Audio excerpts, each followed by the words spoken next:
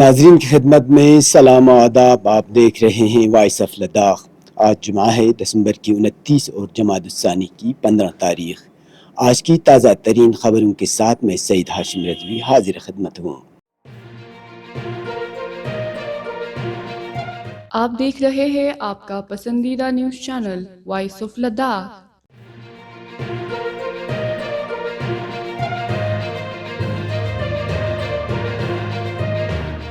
Chairman و chief executive councillor Ladakh پہاڑی ترقیاتی کونسل کرگل ڈاکٹر محمد جعفر آخون نے آج دفتر کے چیمبر میں ایک جائزہ میٹنگ کی صدارت کی، جس میں رواں مالی سال 2023-24 کو مد نظر رکھتے ہوئے مختلف جاری ترقیاتی کاموں پر تبادلہ خیال کیا.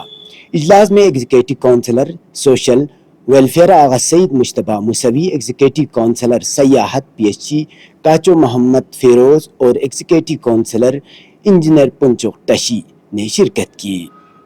اجلاس میں رواں مالی سال 2023 کو مد نظر رکھتے ہوئے جاری مختلف ترقیاتی کاموں پر تفصیلی تبادلہ خیال کیا گیا. اجلاس میں رواں مالی سال کے لیے حاصل ہونے والی جسمانی اور مالیاتی پیش رفت کے بارے میں بھی تفصیلات پیش کی.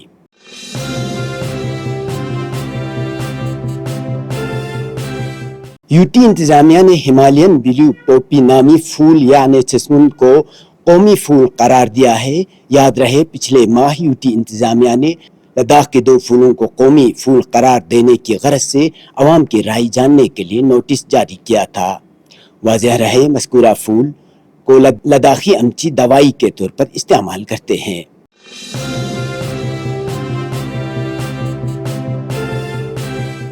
ایگزیکٹو کونسلر انجینئر پنچوک ٹاشی نے آج SLCIT یعنی سنو لیپرڈ کنزروینسی انڈیا ٹرسٹ کے تحفظ کے اہداف کے حوالے سے ایک میٹنگ کی صدارت کی اور موجودہ سرکاری اسکیموں کو SLCIT کے ساتھ ہم آہنگی پر تبادلہ خیال کیا. میٹنگ میں SDM Zanskar, wild life warden Kargil, district sheep husbandry officer AD tourism, livestock development officer Zanskar, director SLCIT Ladakh اور دیگر متعلقہ افسران نے شرکت کی. ڈائریکٹر SLCIT لداخ نے زنسکار میں SLCIT کے کردار کے بارے میں تفصیلی پریزنٹیشن دی اور لداخ خطے میں اس کے مشن پر روشنی ڈالی.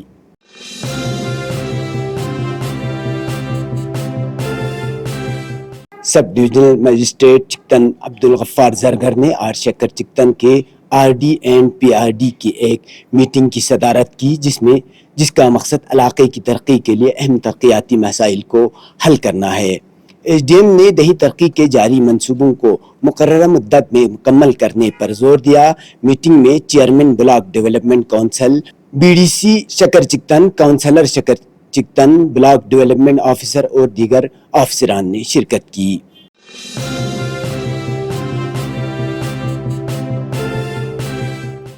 توانائی کی بچت اور پائیدار کھانا پکانے کے طریقوں کو فروغ دینے کے لیے لیہ کے ڈپٹی کمشنر سنتوش سکھدیو نے آج لیہ کے DC آفس میں ایک میٹنگ کی صدارت کی، جس میں آنگن واڑی مراکز میں انڈکشن اسٹوو کے بڑے پیمانے پر تقسیم کے افتتاح پر تبادلہ خیال کیا. میٹنگ کے دوران انرجی ایفیشنسی کے سروس لمیٹڈ آفیسر نے ڈپٹی کمشنر کو بجلی کی وزارت کی طرف سے حال ہی میں شروع کی گئی اسکیموں کے بارے میں آگاہ کیا.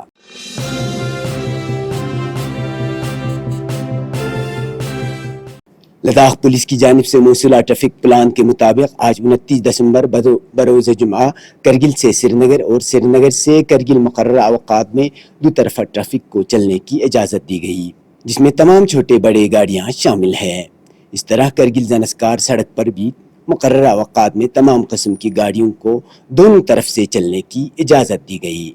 گزشتہ 24 گھنٹوں کے دوران کرگل میں درجہ حرارت -10.2 ڈگری سینٹی گریڈ درج کیا گیا. اسی طرح لیہ ضلع میں درجہ حرارت -10.6 ڈگری سینٹی گریڈ، زنسکار میں کم سے کم -15.1 ڈگری سینٹی گریڈ اور دراس میں درجہ حرارت -13.8 ڈگری سینٹی گریڈ ریکارڈ کیا گیا.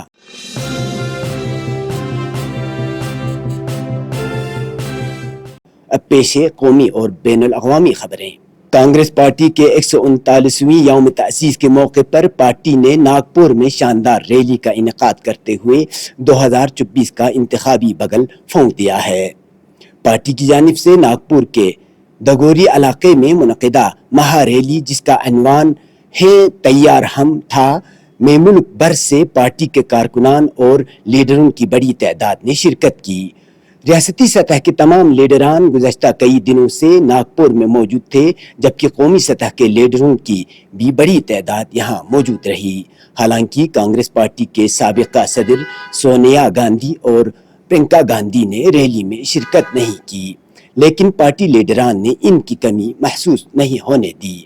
اس ریلی سے، جس میں تقریباً 1 لاکھ افراد نے شرکت کی، کانگریس کے رکن پارلیمنٹ راہل گاندھی نے پرجوش انداز میں خطاب کیا اور کہا کہ 2024 کا پارلیمانی الیکشن 2 نظریات کے درمیان لڑائی ہے۔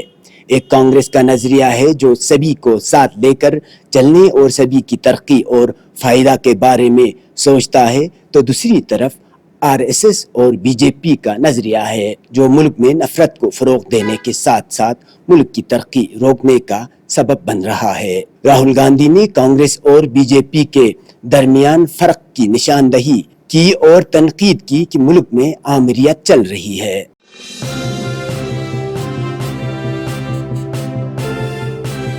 نئی دلی میں واقع 350 سال قدیم سنہری باغ مسجد کو ٹریفک کے نظم میں آسانی کے نام پر گرا دینے کی تیاریوں کا انکشاف ہونے کے بعد مسجد کو بچانے کے لیے سرگرمیاں تیز ہو گئی ہیں۔ جمعیت العلماء ہند کے بعد اب جماعت اسلامی ہند نے بھی اس معاملے پر عدالت سے رجوع ہونے کا اعلان کیا ہے۔ ذرائع کے مطابق نئی دلی میں میونسپل کارپوریشن نے مسجد کو گرانے سے قبل کاغذی کارروائی کے طور پر اعتراضات کے لیے ایک مبہم نوٹس جاری کیا تھا، جس کے بعد عوامی سطح پر ظاہر ہو جانے پر NDMC کو 2000 سے زائد اعتراضات موصول ہوئے ہیں۔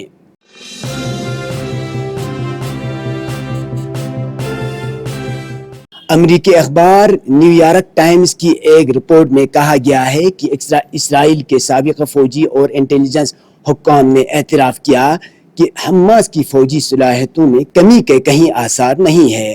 تفصیلات کے مطابق اسرائیل کے سابق فوجی اور انٹیلیجنس حکام نے اعتراف کیا ہے کہ حماس کی فوجی صلاحیتوں میں کمی کے کوئی آثار نہیں ہے۔ پیشہ ورانہ اعتبار سے حماس کی صحت پر انہیں کریڈٹ دینا چاہیے۔ دریاسنا میڈیا رپورٹ کے مطابق غزہ کی پٹی کے وسط میں پرتشدد جھڑپیں شروع ہونے کے بعد چہارشنبہ کو اسرائیلی افواج نے جنوبی غزہ کی طرف پیش قدمی کی کوشش کی۔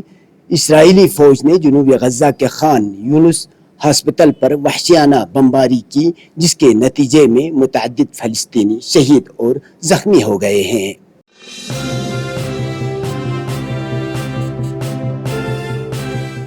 جاپان میں جمعرات کو زلزلہ کا شدید جھٹکا محسوس کیا گیا۔ میڈیا رپورٹس کے مطابق جاپان کے کورل جزیرہ میں آئے زلزلہ کی شدت ریکٹر پیمانہ پر 6.3 درج کی گئی۔ اس واقعے میں کسی کے ہلاک ہونے کی خبر نہیں ہے، لیکن شدید جھٹکے کی وجہ سے عوام میں زبردست دہشت دیکھی گئی۔ مقامی عہدیداروں کا کہنا ہے کہ فی الحال سونامی کا الرٹ جاری نہیں کیا گیا ہے، لیکن حالات پر نظر رکھی جا رہی ہے۔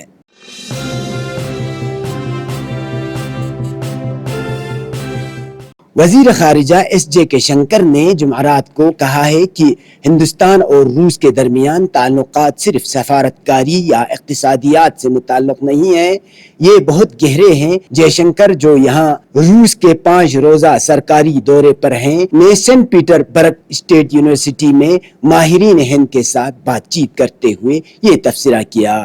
ہندوستان اور روس کے درمیان تعلقات صرف سیاست، سفارتکاری یا اقتصادیات سے متعلق نہیں ہے، یہ بہت گہری چیز ہے۔ انہوں نے کہا کہ ہندوستان اور روس ہمیشہ نئے روابط، مشترکہ نکات تلاش کرنے کی کوشش کر رہے ہیں اور دانشورانہ دنیا فرق کر سکتی ہے۔ انہوں نے کہا کہ ہمیں دوسرے ممالک یا معاشروں کی طرف سے فیصلہ کرنے کی بجائے ایک دوسرے کو براہ راست سمجھنے کی ضرورت ہے۔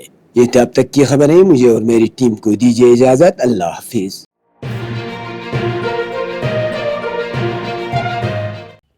मकामी, कौमी और बैनुल अक़वामी खबरों से बाखबर रहने के लिए चैनल को लाइक, शेयर और सब्सक्राइब करें। साथ ही बेल आइकन दबाना न भूलें।